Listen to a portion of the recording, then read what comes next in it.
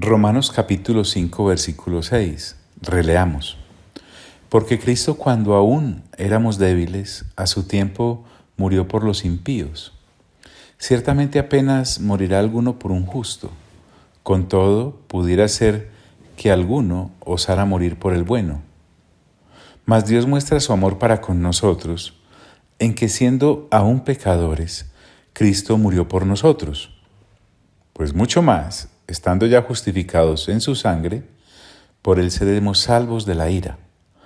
Porque si siendo enemigos fuimos reconciliados con Dios por la muerte de su Hijo, mucho más estando reconciliados, seremos salvos por su vida. Y no solo esto, sino que también nos gloriamos en Dios por el Señor nuestro Jesucristo, por quien hemos recibido ahora la reconciliación. Por tanto, y hasta ahí llegamos la vez pasada, y ese por tanto nos abrió un gran paréntesis. El versículo 12 es el que estamos leyendo ahora, el 12. Por tanto, como el pecado entró en el mundo por un hombre. Mire, nos vamos a ir de paréntesis en paréntesis porque afán no hay. Y qué bueno comprender lo que hasta el momento por fe hemos creído. Mira que el apóstol Pablo dice, como el pecado. El pecado como palabra se menciona más de 20 veces en lo que llevamos recorrido hasta el capítulo 8 y 10 en esta carta a los Romanos. Y es usado para hacer alusión a la rebelión del ser humano contra la voluntad divina. Hablar del pecado no puede ser liviano para nosotros. Sí, el ser humano quiere siempre amortiguar este asunto. Lo llaman problemas de la personalidad, defectos, fallas, errores. Pero el apóstol Pablo no usa esas terminologías. Al pan, pan y al vino, vino. Lo llama pecado. El apóstol Pablo no es el único que ha pensado sobre esto. Permítame, vamos a los pensadores. Por ejemplo, Witt dice, pecado es un poder viviente, hostil y mortal. William Greyhouse dice, el pecado es un tirano perverso. En Romanos capítulo 5, como el que estamos viendo, más adelante en el versículo 21 se nos dirá, para que así como el pecado reinó para muerte, imagínate la consecuencia del pecado, la muerte, así también la gracia reine por la justicia para vida eterna mediante Jesucristo, Señor nuestro. Escuchemos algo. Es que el pecado engaña al hombre y lo mata. Así que yo no puedo ir corriendo por ahí diciendo que es una falla, que es un error, que es una conducta humana. No. En Romanos 7:9 se nos dice, y yo sin la ley vivía en un tiempo, imagínate, vivía, pero venido el mandamiento, el pecado revivió y yo morí. Estamos hablando de algo que me mata, como ser humano me destruye. ¿Qué ocurre? Del pecado, la misma carta a los Romanos me dice que mora en mí como ser humano. En Romanos 7:20 se nos dice, y si hago lo que no quiero, ya no lo hago yo, sino el pecado que mora en mí. Pero ¿de cuándo acá este inquilino que no había podido identificar?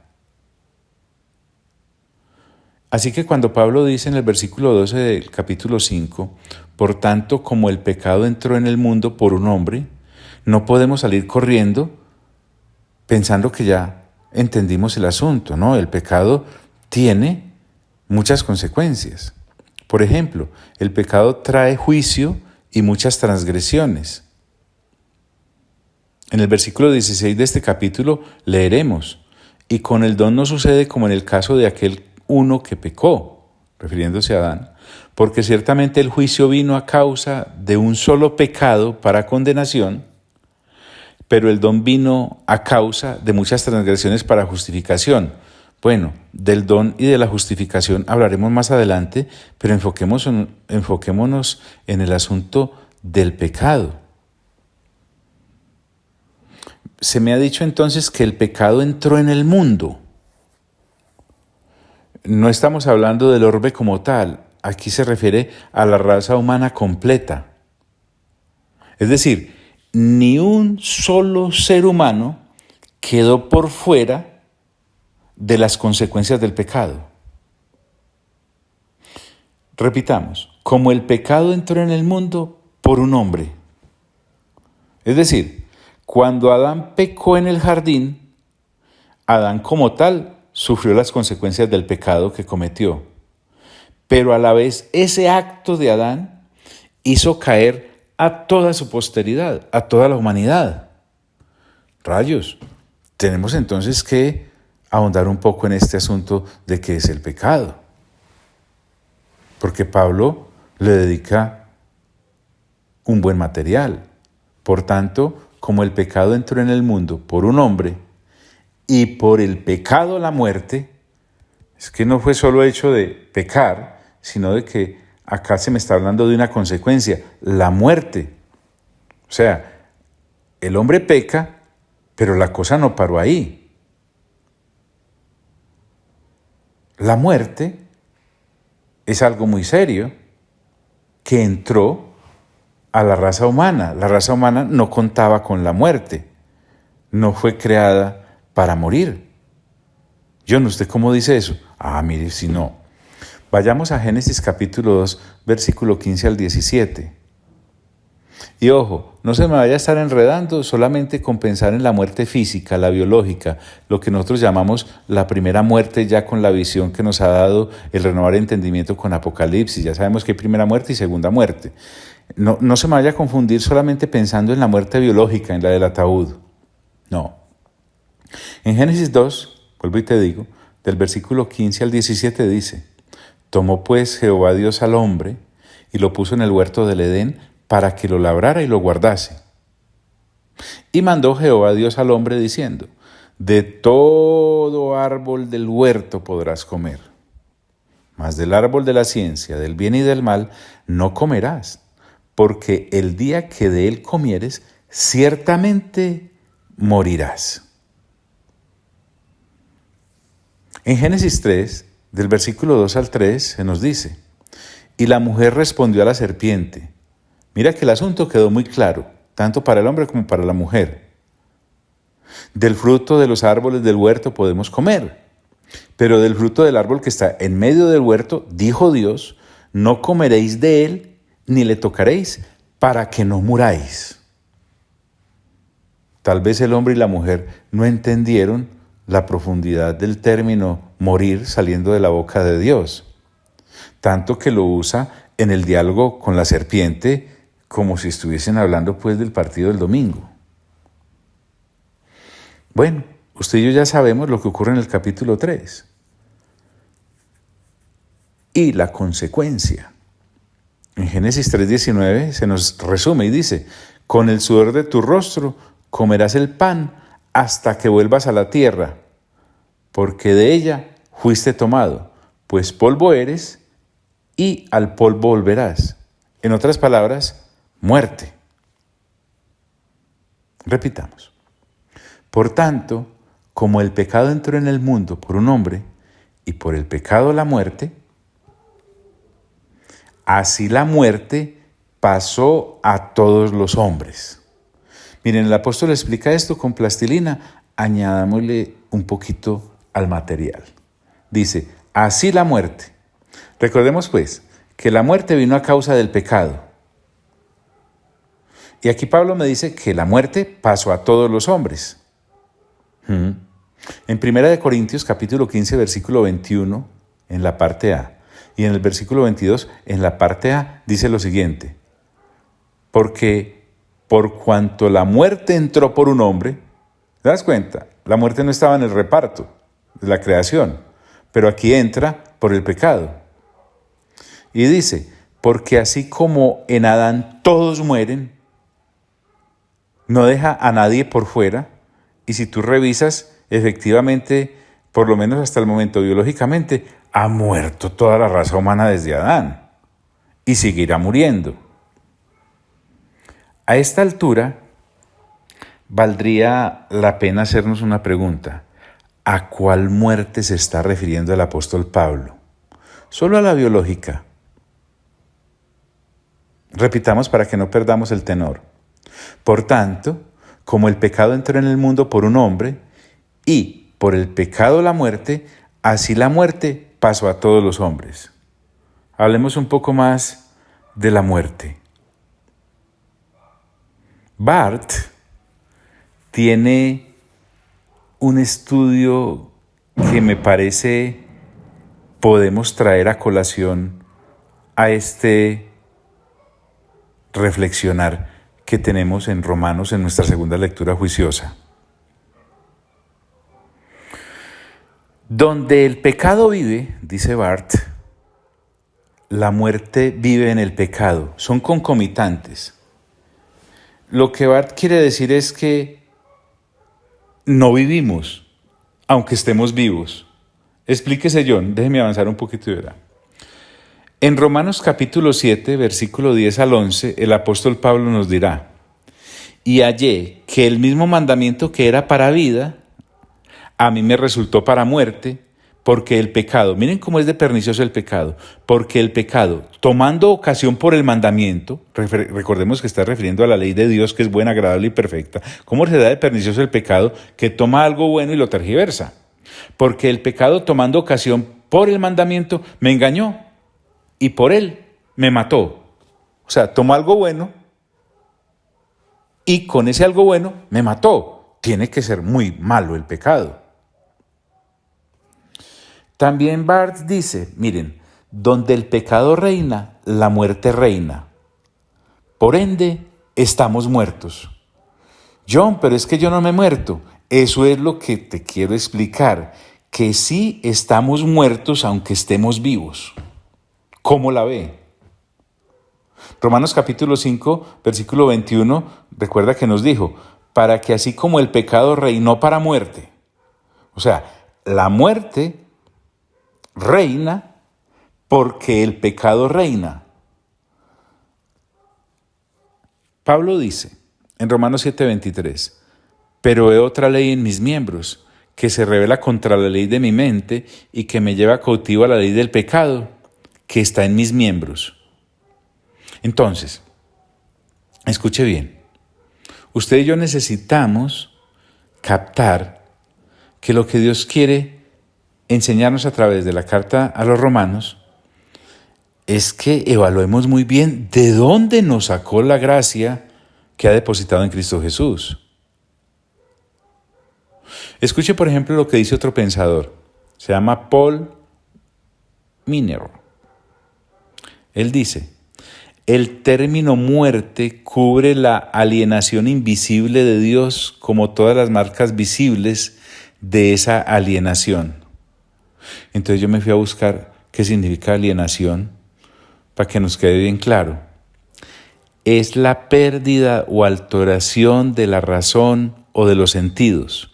Es la pérdida de la personalidad o de la identidad de una persona o de un colectivo. Eso dice nuestro diccionario. Entonces esto me lleva a pensar que la muerte cae sobre nuestras vidas como humanos no solo a nivel biológico, nos pervierte completamente en todas las direcciones. Pablo, el apóstol, usa el término muerte también para el momento en el que el corazón se detiene, biológicamente hablando. Es decir, aunque Pablo va más allá con el término muerte, también significa la muerte biológica. Veamos algunos pasajes de Romanos en los cuales Pablo nos habla de la cesación de los latidos del corazón. para llamarlo así. O sea, la muerte de la que Pablo está hablando también incluye la biológica. Por ejemplo, él dice en Romanos capítulo 7, versículo 2 al 3, porque la mujer casada está sujeta por la ley al marido mientras éste vive. Ahí está hablando de vida biológica. Pero si el marido muere, ahí está hablando de muerte biológica, ella queda libre de la ley del marido. Así que si en vida del marido, ahí está hablando de vida biológica, se uniere a otro varón, ella será llamada adúltera. Pero si su marido muriere, ahí está hablando de muerte biológica, es libre de esa ley. De tal manera que si se uniera a otro marido, no será adúltera. ¿Por qué? Pues porque el marido murió biológicamente. ¿Dónde más? En Romanos 8:38 dice, por lo cual estoy seguro, dice Pablo, de que ni la muerte, ahí está hablando de muerte biológica, ni la vida, ahí está hablando de vida biológica, ni ángeles, ni principados, ni potestades, ni lo presente, ni lo porvenir. Usted ya sabe lo que dice el resto del capítulo. En Romanos capítulo 14, versículo 7, Pablo usa el término muerte para muerte biológica. Mire, porque ninguno de nosotros vive para sí, ahí está hablando de vida biológica, y ninguno muere para sí, ahí está hablando de muerte biológica. John, ¿usted por qué nos está explicando esto? Porque tiene que quedarnos bien claro que para Pablo va más allá cuando usa el término muerte. Es el estado invisible de la creación del cual la muerte física es también consecuencia. Cuando dice Pablo, muerte en pecado, lo que me está diciendo es que estamos vivos pero muertos por ser esclavos del pecado y de la muerte. Mejor dicho, el asunto de la muerte acá es que el acto del pecado inicial del hombre, allá con Adán, incluyó toda la muerte que fluye de él. O sea, del pecado no fluye sino muerte. Y nada más fluye del pecado sino muerte. Nada más trae el pecado sino muerte en todas las benditas áreas. Brunner, otro pensador, y permítame explicarle por qué cito tantas personas, porque yo no me las voy a dar acá de que yo sé mucho. No, esto hay que investigarlo para poderlo transmitir. Y esta gente la sudó craneándose el texto bíblico y buscando el sentido del pensamiento del apóstol Pablo al enunciar la palabra muerte. Por ejemplo, este señor Brunner dice, al hablar de la muerte, Pablo no está meramente pensando en el acto físico de morir como un evento natural, para así decirlo. Pablo está hablando de la corrupción como un poder al cual la vida humana ha sido entregada.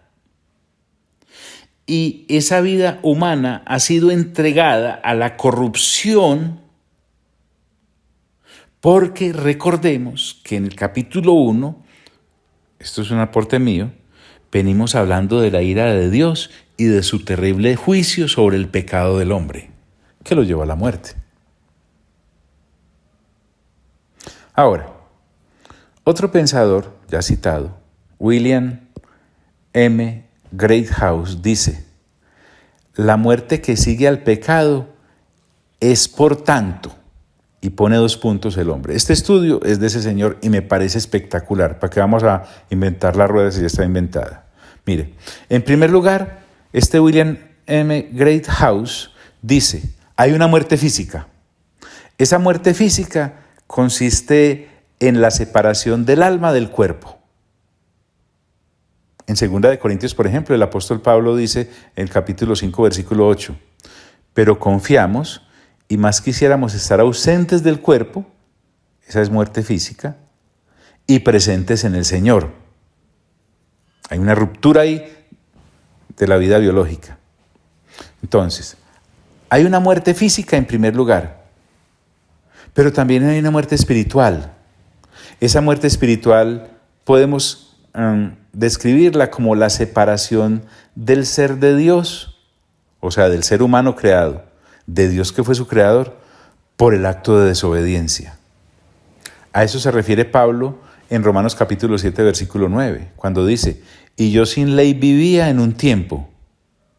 O sea, Pablo no está diciendo ahí que él se murió biológicamente, no. Él dice, pero venido el mandamiento, el pecado revivió y yo morí. Estando vivo, uno está muerto. ¿Por qué? Porque hay una muerte espiritual en segundo lugar. El ser humano creado fue separado de Dios por su propio acto de desobediencia. Y la otra muerte, que incluye lo que el término muerte para Pablo significa, es la muerte eterna o la segunda muerte. Recordemos lo que dice Apocalipsis capítulo 20, versículo 14 al 15.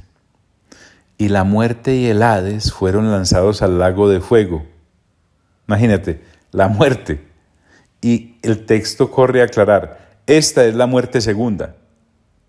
Podríamos decir que la primera muerte muere. Y el que no se halló inscrito en el libro de la vida, y esta es la parte que nos compete, fue lanzado al lago de fuego. Esa es la muerte segunda, la muerte eterna. Entonces, hay muerte biológica, hay muerte espiritual y está esta muerte eterna. Y esta muerte eterna involucra tanto nuestro cuerpo como nuestra alma. Porque tanto nuestro cuerpo como nuestra alma, si no estamos inscritos en el libro de la vida del Cordero, serán lanzados al lago que arde con fuego y azufre. Esa es la muerte segunda. Sí, así como a uno se les da un cuerpo en la primera resurrección y entonces pasan la eternidad con Dios, a los que son juzgados en el juicio del trono blanco, también se les da un cuerpo y allá van a ser lanzados con alma y todo. Durísimo, durísimo. Pero cuando estábamos obnubilados por las añadiduras, lógicamente que íbamos a ver esto. El mismo Señor Jesús lo dijo tan claro, pero es que tan claro que cuando yo lo digo, pero más claro no puede estar, ¿cómo no lo había visto? En Mateo capítulo 10, versículo 28 dice, y no temáis, mire que lo citamos a cada momento, y no temáis a los que matan, ¿el qué? Dígalo, el cuerpo, mas el alma no pueden matar. Y agrega, temed más bien aquel que puede destruir el alma y el cuerpo en el infierno. Así que, por eso al iniciar hoy, te dije, no podemos pasar por aquí corriendo como que el pecado ahí es una falla, un error en la personalidad, algo que puedo... No se puede seguir pensando así. Pecado es pecado y tenemos que mirar por qué el asunto es tan terrible. Así la muerte pasó a todos los hombres, que sin excepción, todos son todos. Entonces, el apóstol es claro. Te quiero volver a leer este versículo. Por tanto, estoy en Romanos, capítulo 5, versículo 12. Como el pecado entró en el mundo por un hombre, y por el pecado la muerte, así la muerte pasó a todos los hombres, y sentencia Pablo, por cuanto todos pecaron.